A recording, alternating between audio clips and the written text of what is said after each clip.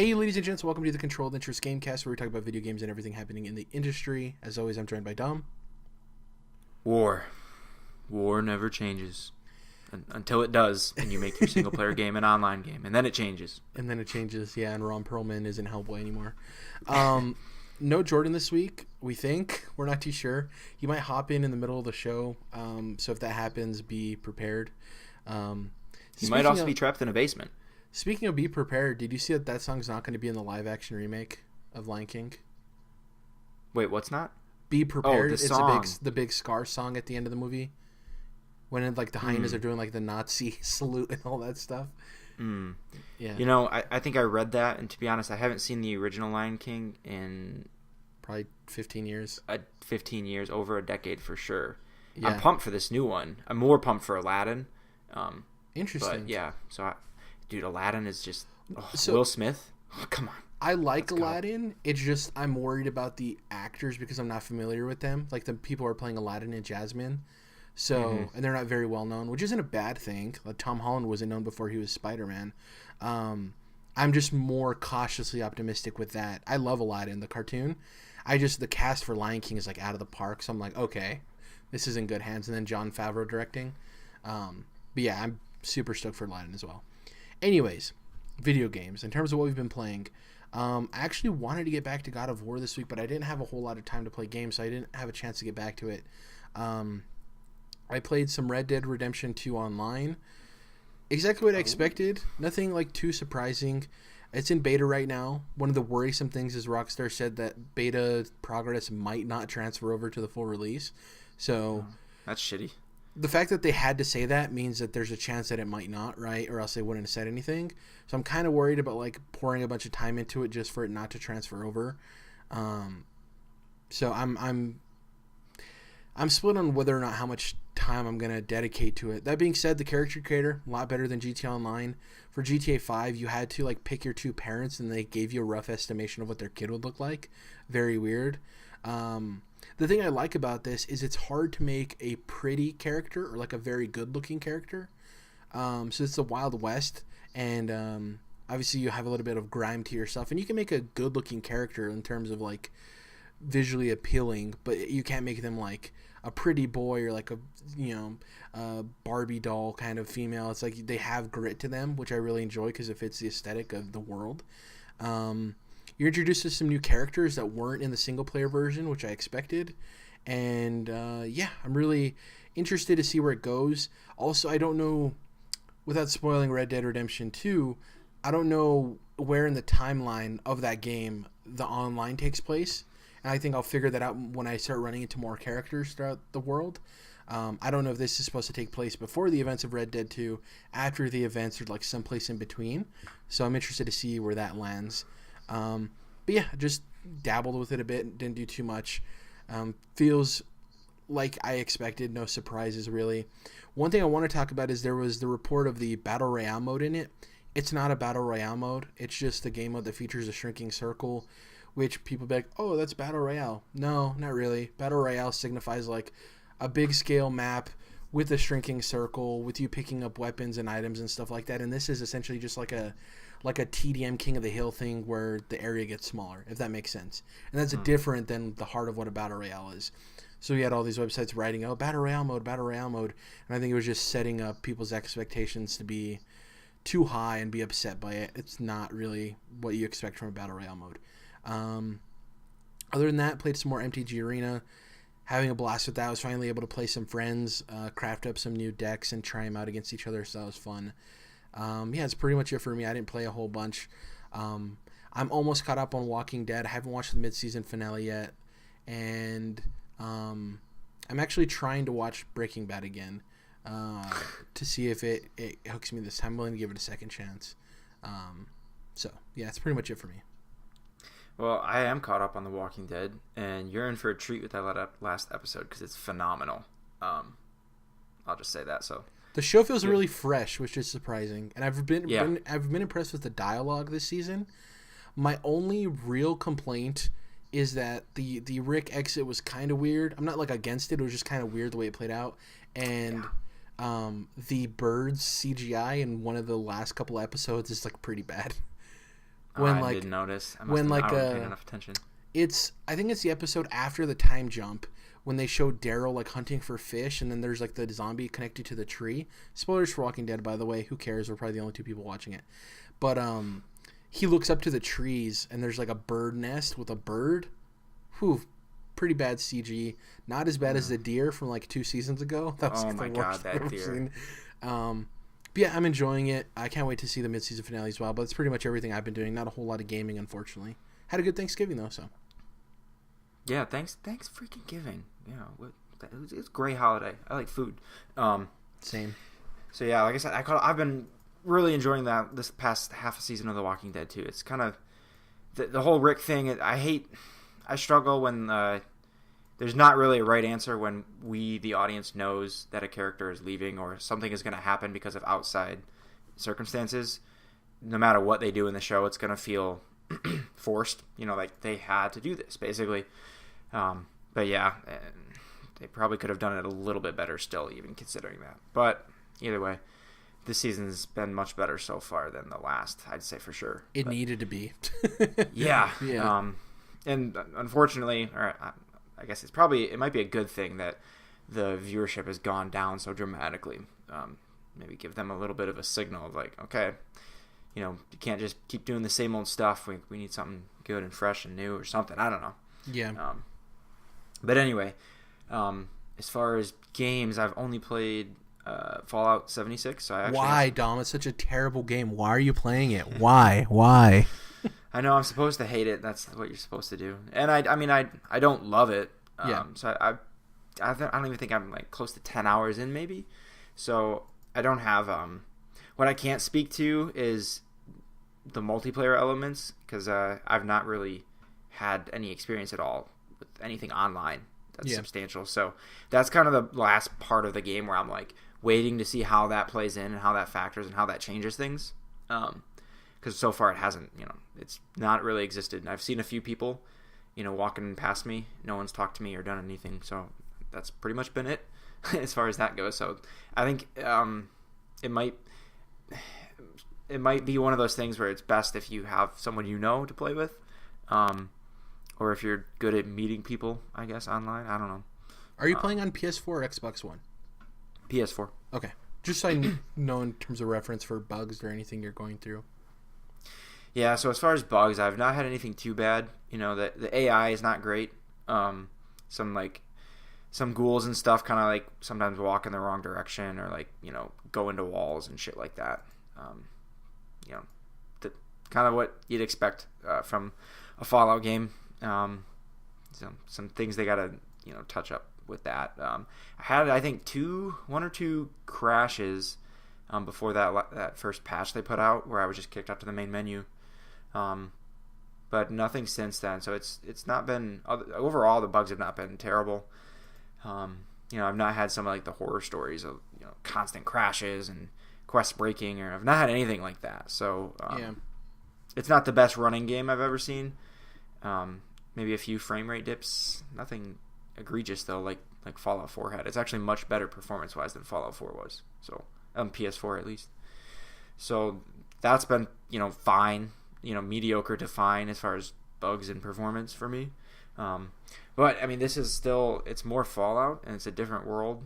So I'm pumped. I like walking around and looting, and taking in the stories that you find in random abandoned houses, the reading letters and stuff like that, and picking up on the environmental storytelling. All that kind of stuff is still there, in abundance too. And even the main story is actually so far pretty interesting. It's pretty good, even though it is a little weird that it's given to you purely in holotapes and robots and stuff. So it's a little weird, but so far that story thread itself has been pretty entertaining. So yeah, it's not. I was only gonna like this so much because it's still staying on that same thing that Fallout 4 did, where they're going, in the direction of less RPG type elements in terms of leveling and how that affects the gameplay. Whereas in 3 in New Vegas, the stats you chose to level up had a extremely direct and relevant effect on how you played the game. Right, if you had high explosive skill, then you could solve a quest using that with a different outcome than if you didn't have that skill leveled up. That's one small example, and that branched out into 100 different ways that you could do the same quest, basically. So Fallout 3 and in New Vegas in particular did an even better job of that, and so that's still entirely gone in this game. I mean, the most that the skills really affect is like whether or not you are shooting someone with a gun or a melee weapon, that kind of stuff. So that's kind of disappointing, but I didn't expect them to go back in the other direction like I had dreamed of. So, but overall, I'm having a lot of fun with it still because it's more Fallout. There's nothing about this locale that's kind of been like, man, that's awesome. Yet, I've not explored the whole map because it's goddamn enormous yet, But there's nothing like in Fallout 4 where you get to, what's it called? Where the Red Sox play? Fenway. Fenway Park, yeah. Yeah, when you walk into Fenway Park and it's this city and you're like, man, like that's so sweet. And you get to the Green Monster and stuff and it's like, like even like not knowing much about baseball or whatever, like Fallout's, been known for having those kind of moments where it's like, when you get to Washington, D.C. in Fallout 3 and when you get to the Vegas Strip in New Vegas, like that's like, those are awesome moments. And so far this, West Virginia doesn't have anything that I'm aware of that's going to have the same kind of effect, but we'll see. I guess there's that hotel that apparently is famous. Oh, yeah. I don't know anything about it, though, so it's kind of a swing and a miss for me. But I've not been there in the game yet anyway. So yeah, I mean, what you've read about this game is probably more or less, no one's really lying about it, I think. I think a lot of people are, like, piling on and just shitting on it. And, maybe that's a good thing, and that's sending the message that Bethesda needs to hear. But I've not jumped in with the negativity and the vitriol, whatever. Yeah. Yeah. I don't know. I just don't have the energy for that kind of stuff, and I'm still having fun with the game. So I'm like, yeah, it's and good that's for me, what matters. So. Yeah. All of this stuff about the game too doesn't get me less excited for the next Elder Scrolls or Starfield or anything. Like I'm still super stoked for those. But what I am hearing is like I think I made the right decision for myself in not buying this game. At least now. Mm-hmm. I mean, in the future when it's like ironed out and there's more content, because they said they're going to keep updating this game. Not the main Bethesda Game Studios team, but Bethesda Game Studios Dallas, I think, the one that used to be working on that Games as a Service game, and then they switched over. Forgot the name of it. But yeah, I'm not surprised by what you're saying. It just bothers me, like, the internet has these like gripes with these companies out of nowhere, and though Fallout 76 has a lot of issues, it, like I talked to you before the show, it just seemed like there was a group of people waiting to pounce on it. Just like whenever EA releases anything, there's a group of people waiting to pounce on it. And I don't know, I just, like you said, it's like too exhausting to be that overtly negative and like hateful. Yeah. And there's a difference between telling a company like, yo, you screwed up, you guys need to fix this, and like, never make a game again, this is horrible, I'm suing you, I want my $60 back, and all this stuff. It's like, though they are responsible for the game they made, you're also responsible for being an informed consumer and making an informed purchase, And I think there's a 50-50 split there of like, yes, they should make a game that's worthy of your $60. I mean, that's hard to do because everyone has their own taste. But also, if you're paying $60 for a game, you should do your research and know that they're a company known for being buggy. And guess what? The whole internet knows that they're a company that is known for shipping buggy games, and then they buy the game, and then they complain the game is buggy. Like, I don't know. It's a big old thing. I'm kind of over listening and hearing about Fallout 76. Not from the perspective of like, no, it's a great game, I'm trying to defend it. It's just like, I don't need to hear all of that, man. Like, I can go the rest of 2019 not hearing about Fallout 76 and be fine, because the whole conversation is negative. It's hard to hear anybody talking even partially, not even positive, but like middle of the road, It just, yeah, I'm done. Yeah, and what I hope is like, I mean, I'm not a big multiplayer guy, but I was open to trying this game. I wasn't immediately shut down like, wow, I love my single player Fallout and that's it. Nope, I don't like this, without even giving it a chance. I was open like, okay, they want to try something new, and do something a little different. It might not work out. It might work, it might be great, whatever. Like I'm glad that they tried something, even if in this case the execution wasn't perfect, or close to perfect. But I don't want to see them discouraged from trying different things and new things either. Not just Bethesda, but any other big company, because like if companies only listen to the fans, then they're never going to try anything new and try to do anything innovative. Exactly, yeah. Well, we'd never get a Switch, we'd never get a Wii, and or a Wii U, which in that case, trying new and innovative things also means that a lot of it, at least half the time it doesn't work and it just doesn't click and it doesn't take. But yeah, if we only wanted, if companies only ever listen to the customers, then we'd only have ever gotten faster horses and not cars, right? So I don't remember who said that first. It's not my quote, but you get the idea. Well, and I've said this before, but like, once again, I'm not trying to give them a scapegoat or anything because I know that they need to work on making their games less buggy and have less issues. But we're talking about a company that's never really made a multiplayer game. Like, this is their first major foray into this. If you're like, oh, it's 2018, you should have this stuff ironed out. It's like, well, if you hire a bunch of people who know how to work with iron and they're not comfortable with working with steel, how are you going to shout at them for not knowing how to make steel weapons? It's like, well, we've spent our whole career making iron weapons. We know how to make iron weapons. We're trying, but they're not going to be great. And it's just like, I understand it's bad. I understand people have issues with it. But for people to be like, it's 2018, how can you not get this right? It's like, it's a company that's never made a multiplayer game. And they're making one that's actually one of the most difficult things, where it's like instant multiplayer with one big seamless open world with like new possibilities. Like, it's not an easy development thing. And I know I keep sounding like an apologist for them. I do think they have issues that they need to work out, but the vitriol and the amount of negativity is like unreal. I'm just like, I'm over it, Yeah. It's a fun game, though. I mean, if you love Fallout, like, you should definitely try it. I mean, it's already been on pretty deep discount, so, like, it's cheap. And then if not, like, it's kind of like you said, park it, and, like, in a few months, maybe sometime next year, I'm sure it'll be on discount again, and they'll have fixed a lot of stuff up and probably put out some new content as well. I don't write it off entirely if you like Fallout. I mean, that would be a bummer, so. I'm planning on picking this game up. It's just going to be at a discount, or when like it drastically is like they add maybe a big content update or something. I'm not like over it. I'm never going to play Fallout 76, but I'm just like, I'm cool for now. And let's remember too, like they've said, and we'll see if they stick to it, that there won't be any paid DLC, right? The only paid microtransactions after your initial purchase are like cosmetic things. So that's pretty cool. We'll see what kind of content they put out later on. Yeah.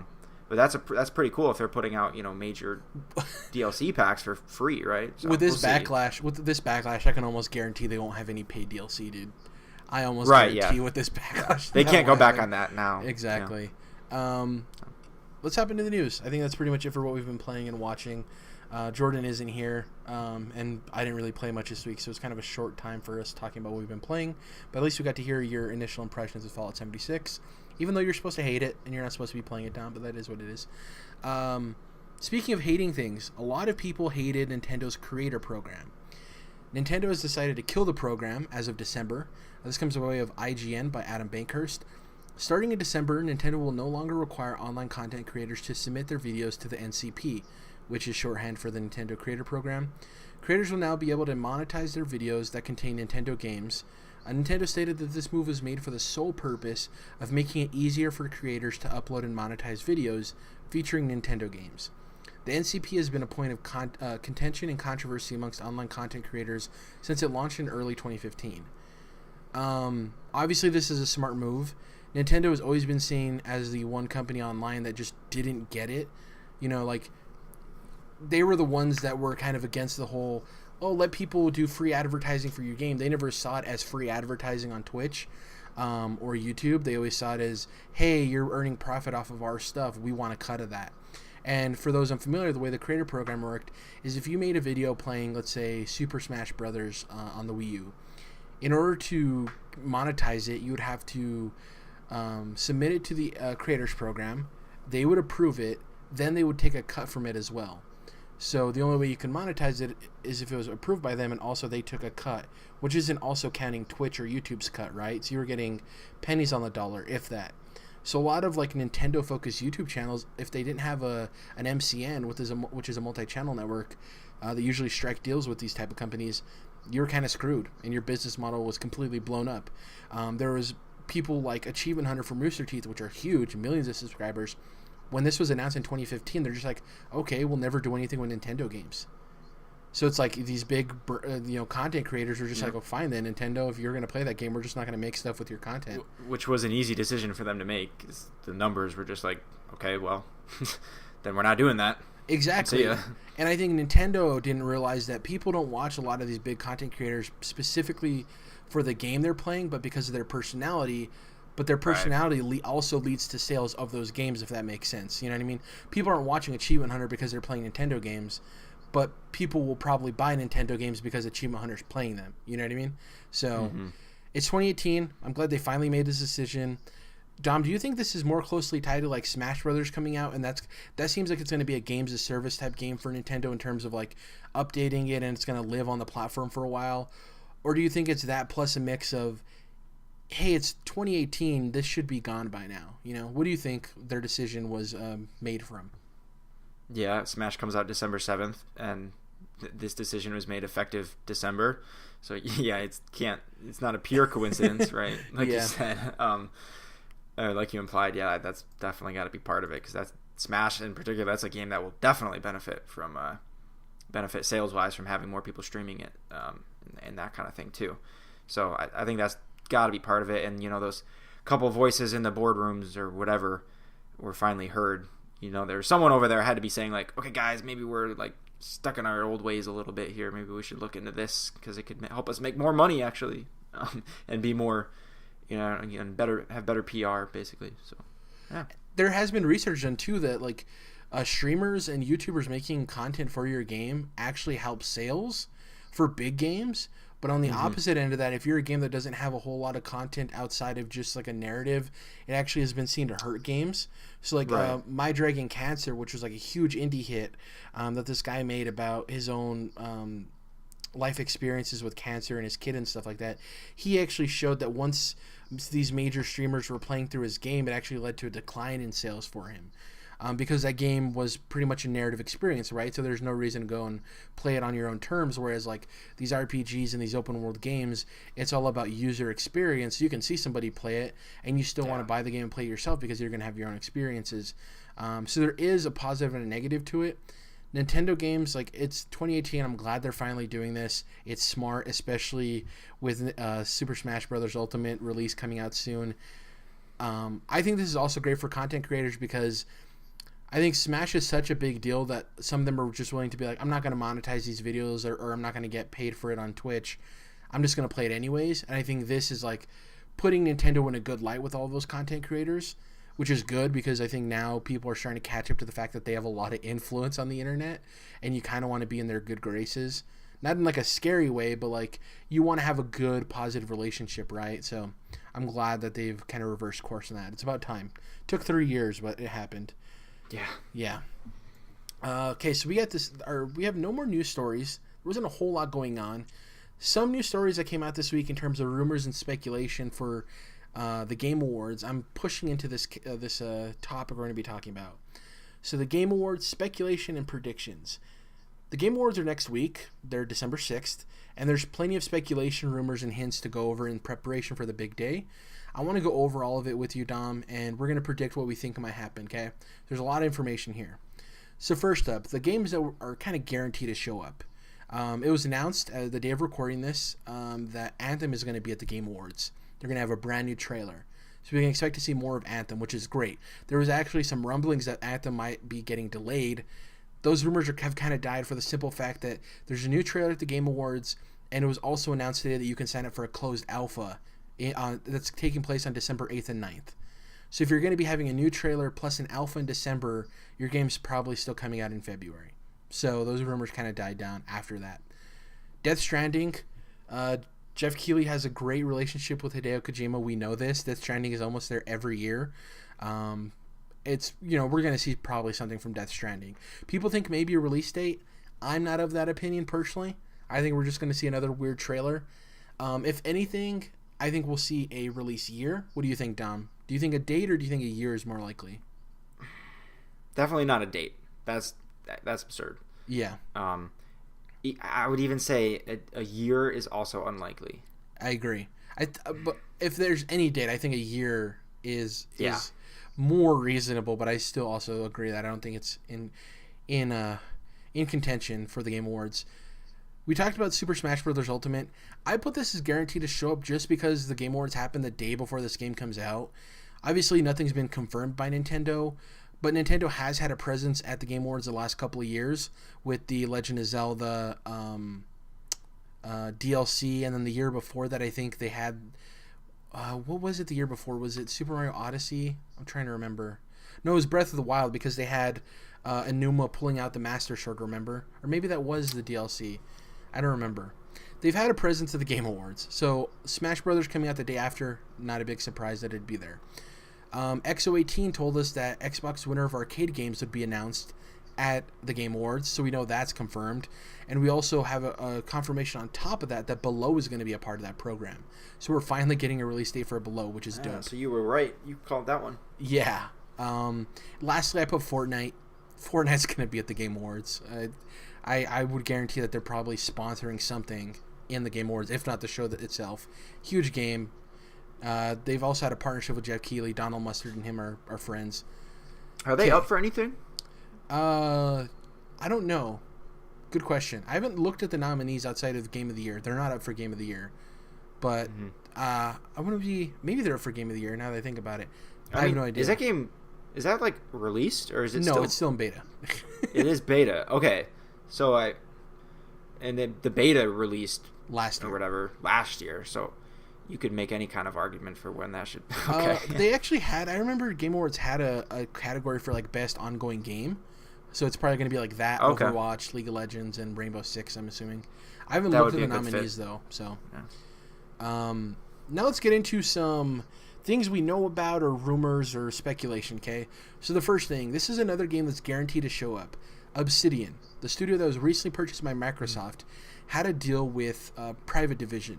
If you don't remember them, Dom, they're actually like Activision's EA Originals. They were the subsidiary publisher that Activision made to publish smaller indie games, or like not AAA blockbusters, right? Because Activision only sees big numbers. So it's actually announced that a new RPG from Obsidian is going to be shown at the Game Awards, and it's being primarily developed and made by the co-creators of Fallout. And they showed these weird little trailer advertisements for it showing up at the Game Awards, and they remind me a lot of BioShock and Fallout. Yeah, that's like what I was going to say. That like old-timey, like steampunky, you know what I'm talking about when I say like Fallout and BioShock. It's like sci-fi meets like 50s diner shop kind of look. This one seems... Which I freaking love. Exactly. I'm down with that aesthetic, 100%.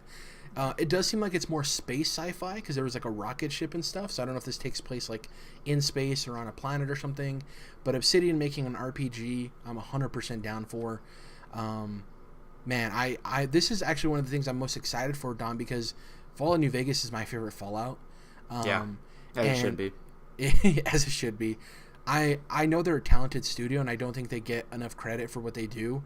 And this is exciting because I want to see where they're at in terms of what the budget was for this game leading into their first project for Microsoft. Because this isn't a Microsoft published game. This is a deal they had previously to that. And this is probably coming out on all platforms. And just excited to see it. I'm glad that it's confirmed to be there. Now, that being said, Jeff Keighley tweeted that there's going to be 10 new games revealed, Dom. So not just announcements. There's going to be announcements and updates for games. He said that too. But specifically, there will be 10 new games reveals we've never seen. Exactly. I think the Obsidian game is one of them, obviously. So that's 9 left. Now we're going to go over, before we get into the big rumor news stories that came out this week, the presenters that were announced the day of recording this. Jeff Keighley's slow playing it and revealing him every 20 to 30 minutes or so. And the biggest ones I saw, there will probably be ones announced after we record the show, so be aware of that. First off, he announced the Russo brothers were going to be presenters, Dom. The Russo brothers, the directors of Avengers, Infinity War, Winter Soldier, Avengers 4. Now, just because somebody's appearing at an award show doesn't necessarily mean they have stuff to show. That being said, the Game Awards are very special because they are a place where people show up to show off stuff. Like the Oscars, a movie star doesn't show up to show a trailer for a movie or, all these different award shows. But the Game Awards has a track record of, if somebody big's there, like a celebrity or somebody that's not, directly connected to video games, they usually have something to show, right? With the Russo brothers, Dom, what do you think is more likely? Here are the 3 things that we can expect. A Thanos return to Fortnite. Remember that event was huge for Fortnite. the Avengers 4 trailer, which would be insane, or do we think we see the Square Enix Avengers trailer? The Squeenix game, for sure. You think the Squeenix game? I think that and the Thanos returning to Fortnite are most likely. Though I would love to see the Avengers 4 trailer there, usually they have a tendency to drop those big Disney trailers during like a big football game. Super Bowl. Yeah. Exactly. So here's the thing. The Game Awards is pretty huge and the viewership it gets is astronomical. It actually has a huge Chinese audience as well. It wouldn't be outside the realm of possibility for them to show it there, or at least give a tease of the trailer, right? And be like, here's a tease of the trailer's coming out later, right? That's not shocking. But I'm with you. I think the Square Enix Avengers reveal would be more likely. It's like, we're working on Avengers 4. We have these other people that are working on Avengers. Here's the trailer. Something like that. Obviously a little bit Let me throw in a fourth option. Okay. This is like kind of the unexpected, like something that's unexpected, a partnership somewhere else, you know. We'll say, what's the last Nintendo game? What do you? How am I not thought of this? I was gonna say like Breath of the Wild DLC or like a new character or someone new in Mario Kart that's like Captain America or something, right? Something weird like that, because we've been seeing things like that kind of just here and again. Crossovers. But so to me, I mean, we talked about Smash. Could it happen? Could it happen? Dude, a Marvel character in Smash? Wow. A Marvel character in Smash at the game. What? I mean, most likely, if they were to have a character in it, it'd be Spider-Man, because he's the most kid-friendly and he's super popular. Yeah, man, that would be dope too. I wouldn't be surprised for a new Marvel partnership. That right. You know, I agree with you there. That'd be crazy. I don't know that the Russo brothers would be at the Game Awards just for that. Yeah. But not for that alone, at least. But I think I wouldn't be shocked if there was some kind of weird partnership like that, where like just as a skin or something showed up in a different game, because we've been seeing some weird stuff like that. I feel like the past year or two. Speaking of weird, you know who one of the other presenters that was announced was? Christoph Waltz, Academy Award-winning actor. You would know him from roles from Inglourious Bastards. Yep. Yeah, he's a very famous actor, very good actor. Django, right? Yes, Django Unchained as well. Here's the thing. This to me screams Death Stranding. Yeah. A famous Hollywood actor. That's my most likely. I think that's probably the easiest guess, right? He comes out on stage with Hideo Kojima. Funny enough, I was doing research for this, Dom. He starred in a commercial for a mobile game. You know what mobile game that was?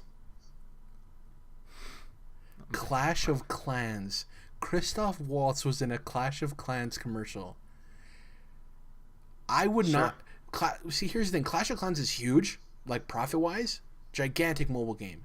I would not be surprised if Clash of Clans paid for him to show up to show off a new Clash of Clans trailer. I know me and you aren't excited about that. Sounds awful.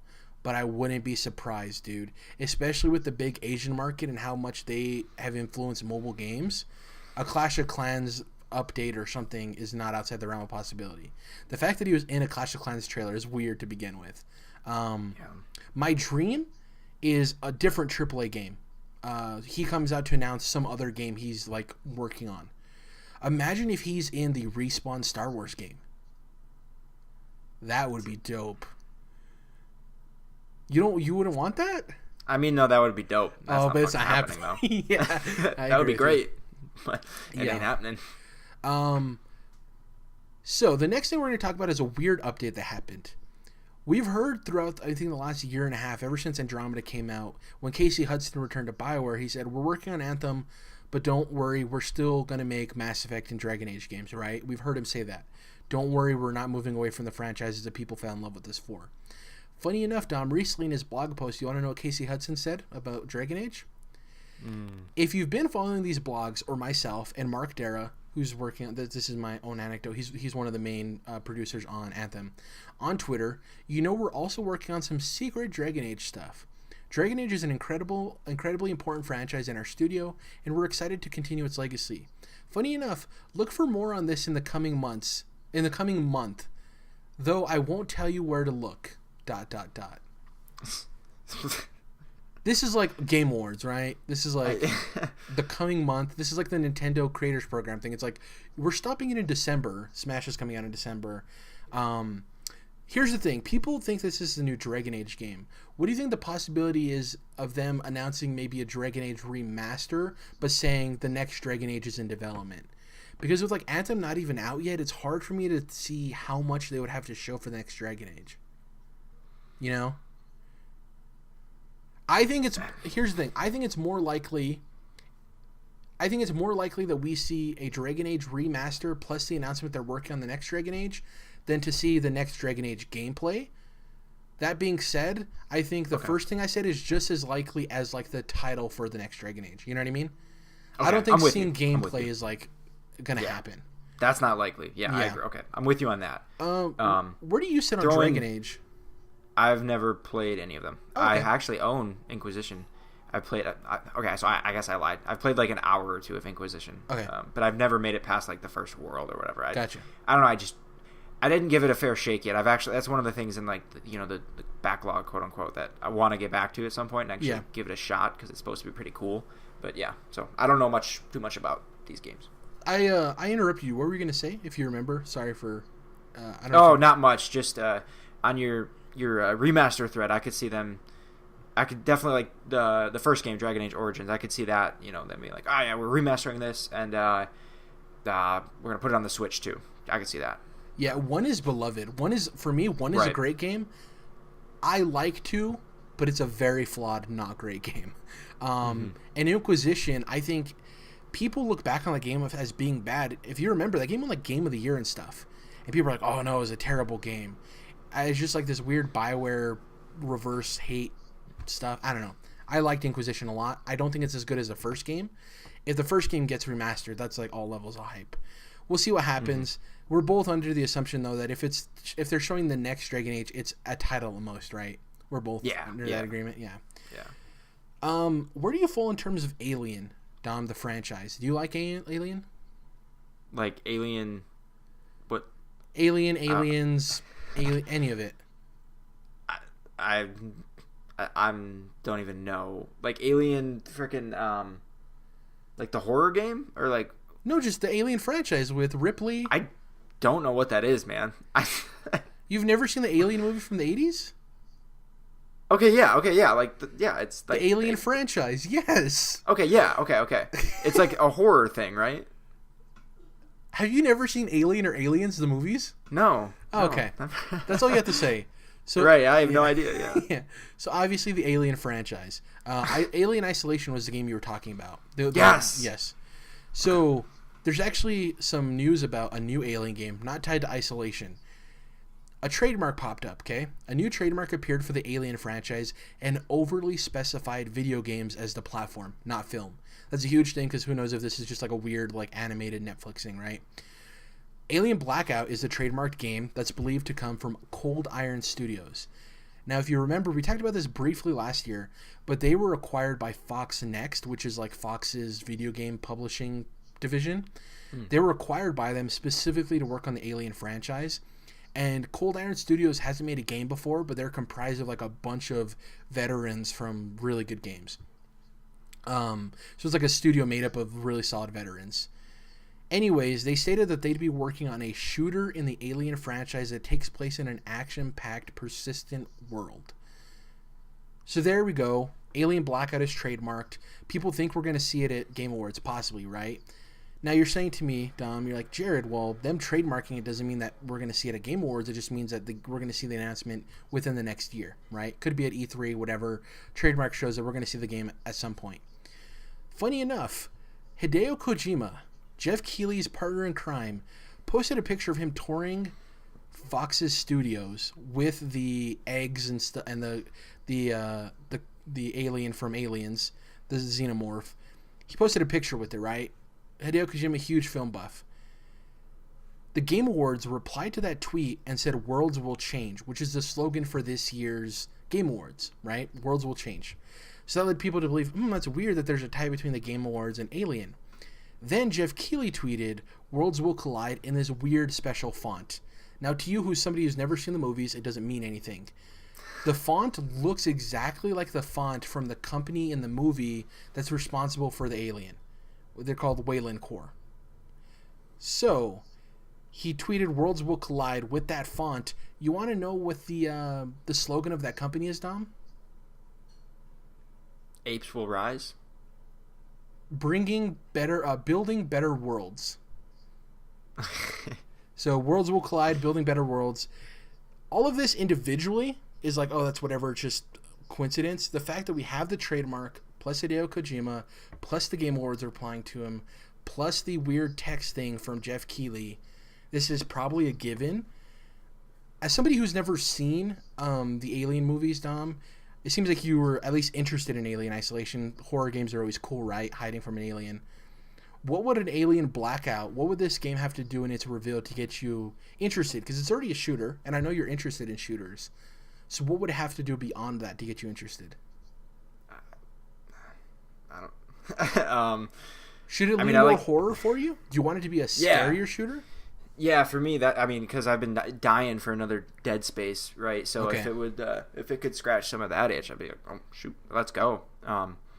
We'll see, I guess. But everything you just described, that sounds like more than a coincidence. Each of these pieces or whatever. Yeah. So there's obviously something there. But yeah, as far as what this would have to be for me, I'd be interested in some more like survival horror, but with some action though, because I remember watching some reviews on that Alien Isolation game, and from what I recall, and I didn't play it, it was a little too survival horror-y and not so much action, whereas Dead Space, there's still a lot of shooting and action going on, at least in comparison to that. Again, I never played the Alien game, so I'm speaking a little ignorantly, but that's, for me, for whatever this is, that's kind of what I would be hoping for. Well, the interesting thing to me is that they said action-packed, persistent world, and in my head, a lot of Alien is about being in a spaceship and being trapped with this monster, right? There's nowhere to go. It's a whole, jive of Alien. Obviously, you've seen that with Alien Isolation. Persistent world, to me, what would be dope is if you make, bad mistakes in this, spaceship, that it leads to the world evolving in certain ways, there's more aliens or there's less aliens. You're in more danger, you're in less danger depending on the decisions you make. Like if you open a certain air vent, it leads to something else happening. So in terms of persistent world, it's a world that's affected by the changes you make, and it makes the game harder or easier or different depending on all of these decisions. Because when you're trapped in a spaceship with an alien, you're not always going to make the most logical, intelligent decisions. Sometimes you'll react purely based on anxiety or fear, right? And that could lead to some crazy opportunities for the world and the game to evolve. The fact that they said action-packed and persistent has me excited. Because like you said, action-packed, I want that. And persistent, that can mean a bevy of things. So I think this is another one of the new games we'll see, right? So we have Obsidian and we have this Alien Blackout. Though Alien Blackout isn't confirmed with all of the stuff here, I think it's pretty much confirmed to be there. Something. Yeah. The new Dragon Age announcement too, that could be the third one. So it's already 3 games possibly. Now, we're getting into the part that I really wish Jordan was here. So we have some Rocksteady stuff, Dom, to go over. There was a leak, then a rumor to the leak, then Jason Schreier stepped in. So we'll go through that. So a leak by GameRequirements.com, which is a site that lists game requirements for PC, right, specs. They were responsible for the DMC5 leak that happened prior to E3 this year. If you remember, DMC5 got leaked. People were like, oh, DMC5 is going to be at E3, and then it was at E3, right?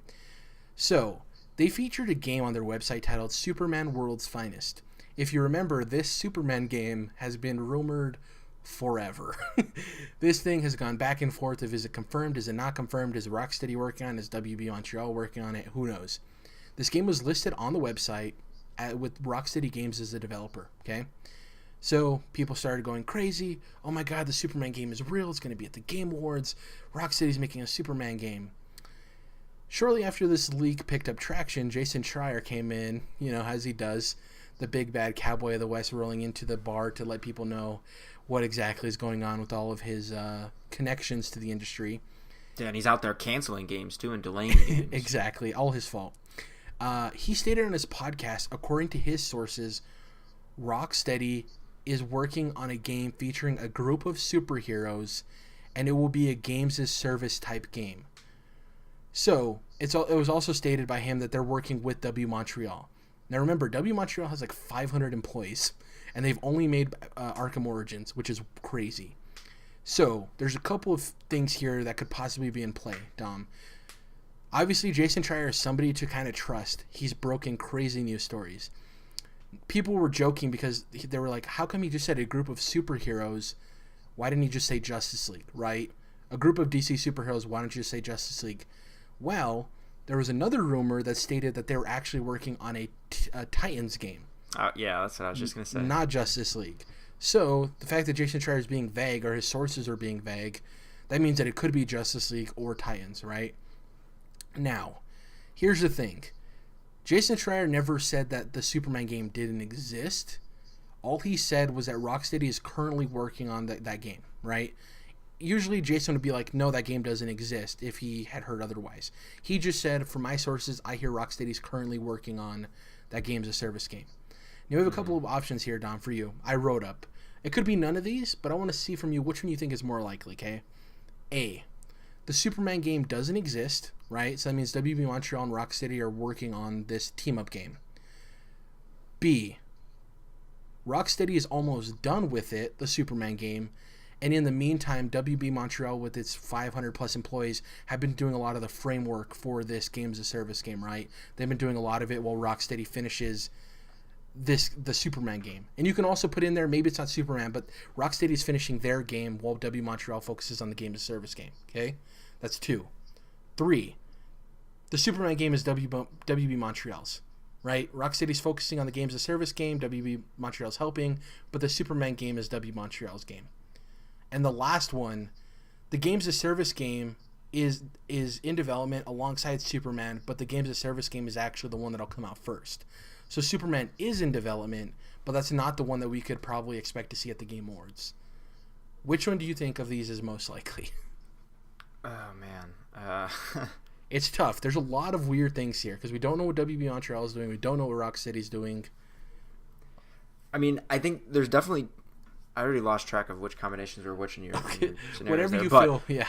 Yeah, I'll say there's definitely 2 games here, I think, being worked on, right? Yeah. At least. I mean, two games that are being prominently, up front being worked on by each of these studios, right? So, like you said, WB? WB Montreal, yeah. Yeah, Montreal, not just Warner Brothers, but yeah, Warner Brothers, WB Montreal, like you said, that's a huge studio, 500 whatever people, and obviously Rocksteady, has got a decent sized staff too. They're like 200, I think, yeah, somewhere around there. Yeah, and they're known to make bigger AAA games. So there's definitely 2 games being worked on here. I don't think between the two of these studios that there's just one game going on. Yeah. So if I had to bet, because we had, remember you brought up, and it was a much less credible rumor a few weeks or a month or 2 ago, something about like a shared or like an online service kind of game that WB Montreal was working on. Yeah. That was kind of more like a Batman specific thing maybe, but online and multiplayer in nature. The Bat Family so maybe game. Yeah. So maybe that is what this group of superhero games exactly is. True. Yeah. Right. So I think that's where my vote is going to be, is that's what WB Montreal is doing. Is they're working on this. Maybe it's a Teen Titans game, but I'll definitely, I mean, if that other rumor had any part of it being true, then Batman's, playing some role in this, which he would be in that world somewhere or another. Whether or not they choose to feature him, I guess, is, variable. But that's where I'm going to say that's what I think they're doing. And then I'll leave Rocksteady to, they're taking on that Superman game. That's more single player oriented. That's what I'd say. Well, and the craziest thing is, like, if they come out with a Superman game, I like Batman more than Superman. I think most people do. But I think Batman is an easier superhero to tackle in the video game realm. Not to say that, like, their games that they made that were great were easy, but you know what I mean by that, right? His skills translate more. If Rocksteady is able to make a Superman game that's good, that's going to be really impressive.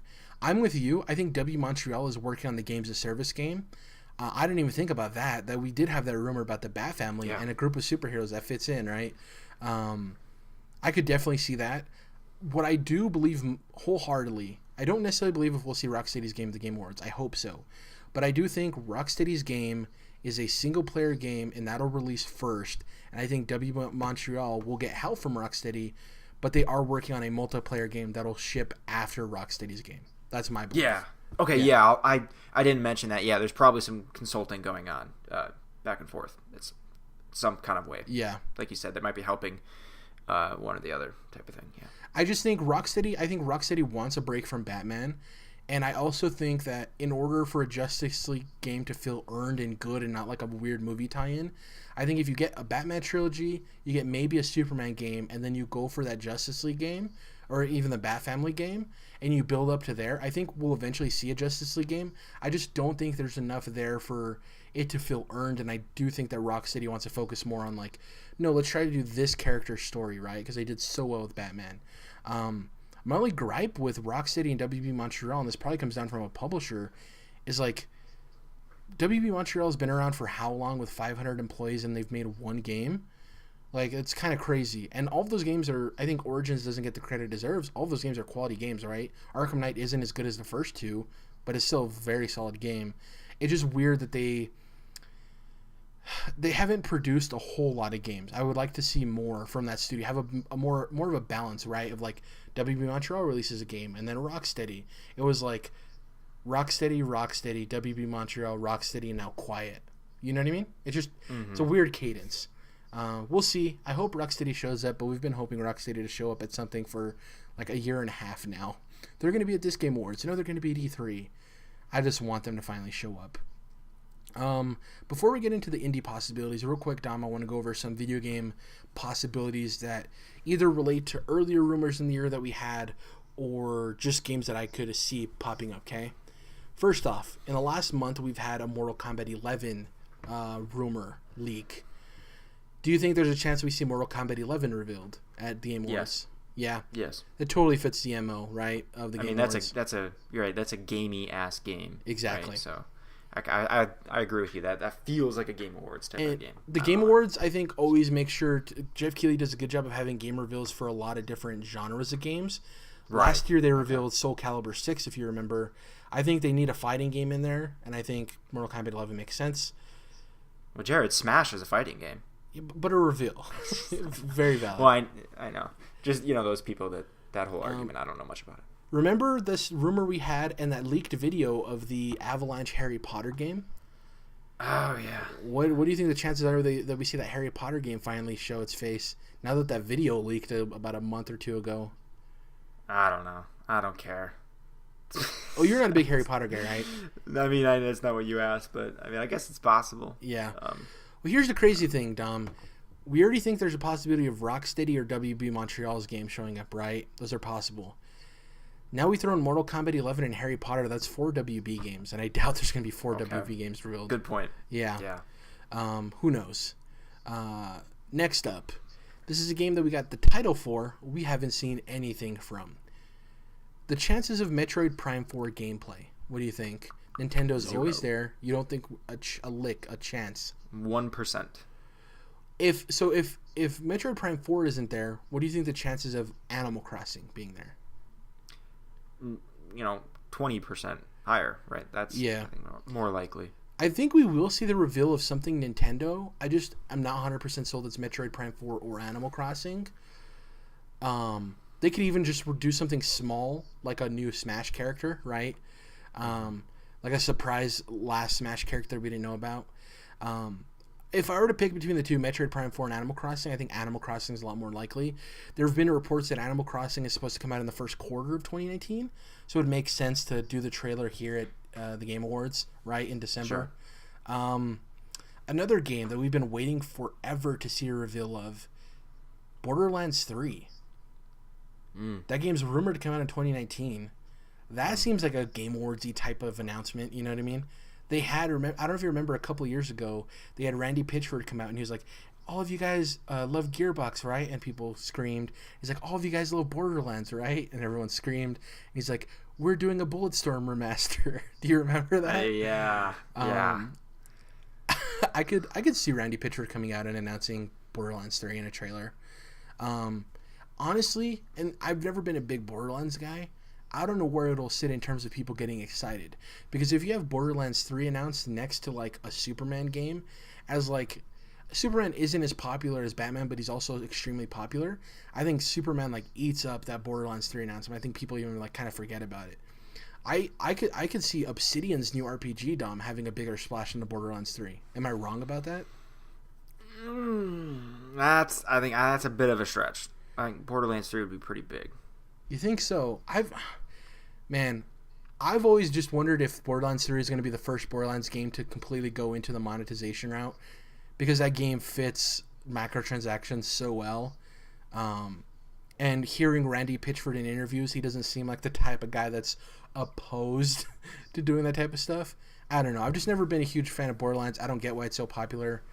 I'm with you. I've never really liked it either. I have the second game, but I'd never tried it, and I was just kind of like, I don't like this. I don't like the way the world is set up and you travel. It's just something, I don't know. Let's get over talking negative. Let's just move over from Borderlands. Let's talk about something that might excite us, Tom. There's rumors that we might see the reveal of a new BioShock game.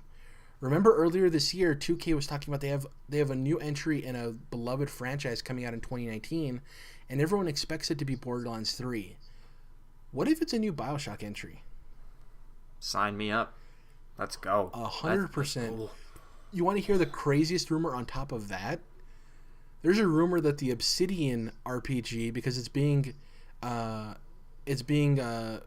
published by 2K and Activision, that might be tied into the BioShock world, which would be crazy.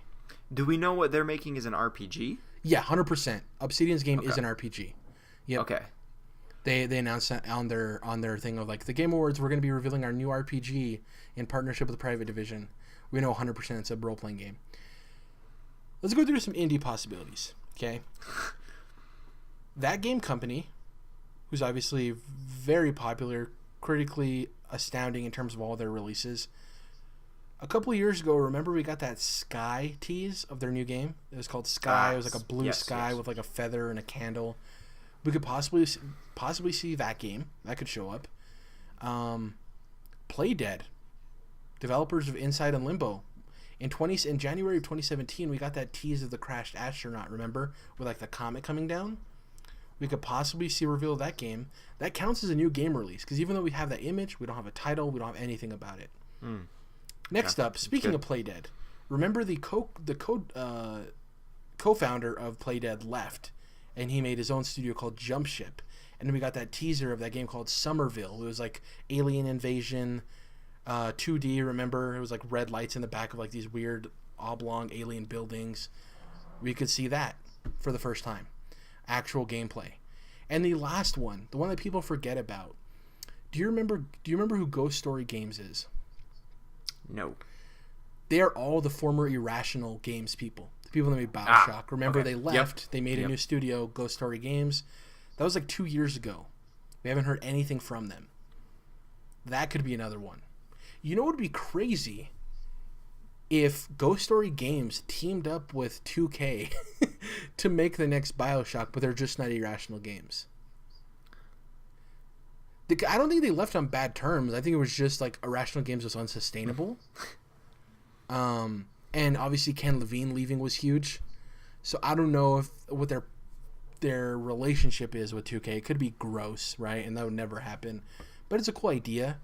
The fact that they're called Ghost Story Games, I wonder if their first game will be like a horror game.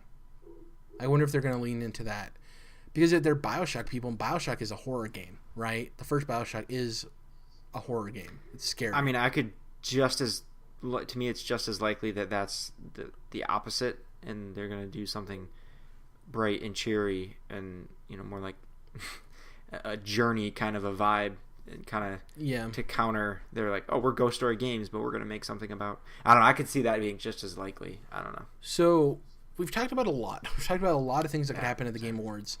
What I want to know from you specifically, Dom, take out reason, take out logic, anything that wasn't discussed today, or maybe it was discussed and you want to say like double down that you think it's happening.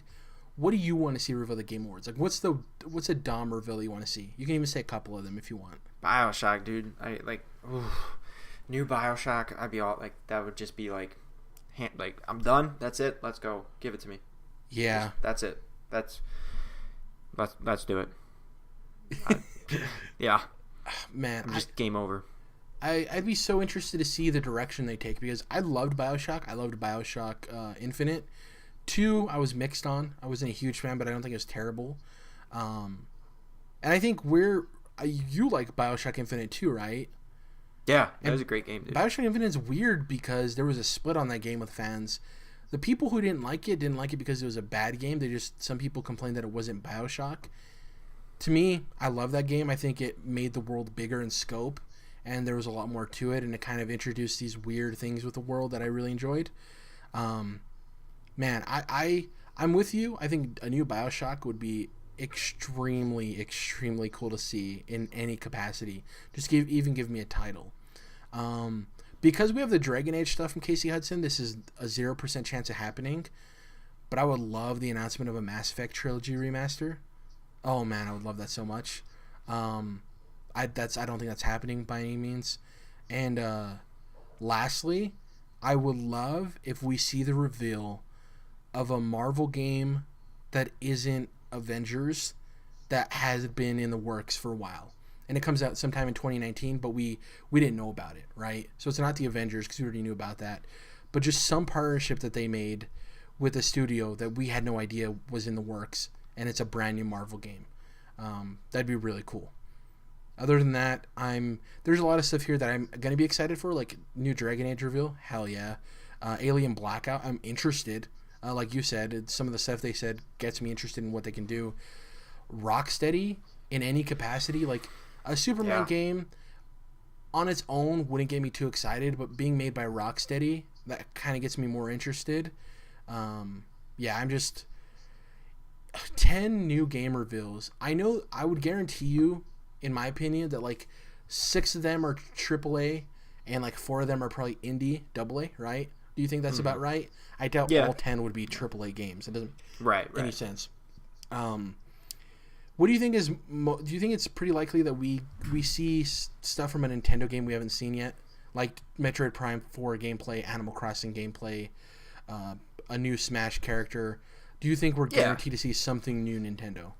Yeah, that's a safe bet. Something, whether it be a piece of DLC for something, or an extra character for Smash, or at least something like that, right? If not, some gameplay from Animal Crossing or whatever they're doing for Fire Emblem next year. I can't remember what they're calling that. Something. We don't know about yet. It's called 3 something. 3 houses. Maybe. The third house? Something like that. We have Xbox. House. We have Xbox, the winner of arcade. So we have Nintendo and Xbox covered. The last thing I want to know from you before we close out, PlayStation. We're more likely going to see Death Stranding, so I'm not including that. But do you think we see Last of Us or Ghost of Tsushima? No. No, neither of them? Because people think that we're going to see a release date for Ghost of Tsushima, which I'm like, no. Not happening. Nope. We're going to see probably something, like we already talked about Death Stranding, but that, I think, is on the heels of kind of Kojima being good friends with Jeff Keighley. Geoff. Jeff, yeah.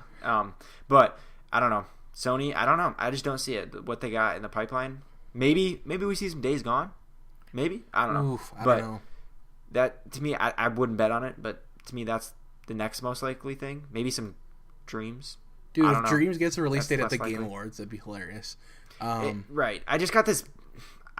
We talked about in length many times about like Sony skipping E3 next year, and I just get this vibe from them that like they don't want, like, they're too good for the Game Awards and they don't need to put their chips there. I couldn't be more speculative, and like I'm trying to give an attitude to a company overall. Which is I see where you're coming from though, and like in the Death Stranding thing is entirely Kojima Keighley. It has nothing to do with Sony. Right. I think right.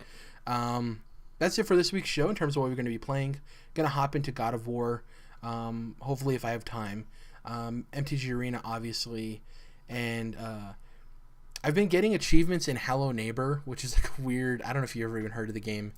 Yeah, it's on Switch. It's a weird indie game where you have like this crazy neighbor and you're trying to figure out what he's hiding in his basement.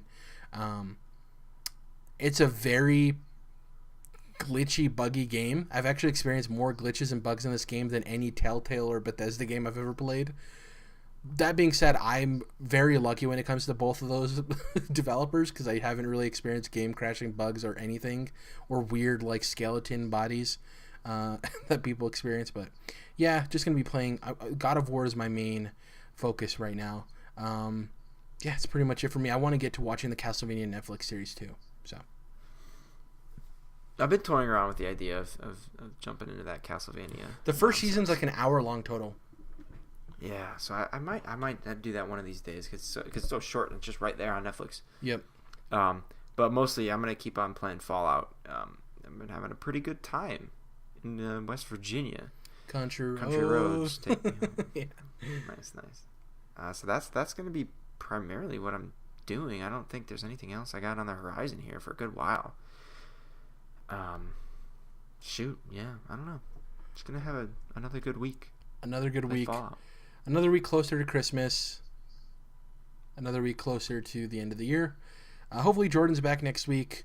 We're going to be, just so you guys know, we're going to be pre-recording some episodes for the end of the year just so we can enjoy the holidays and not worry about recording and just enjoying our free time playing games and doing all that stuff.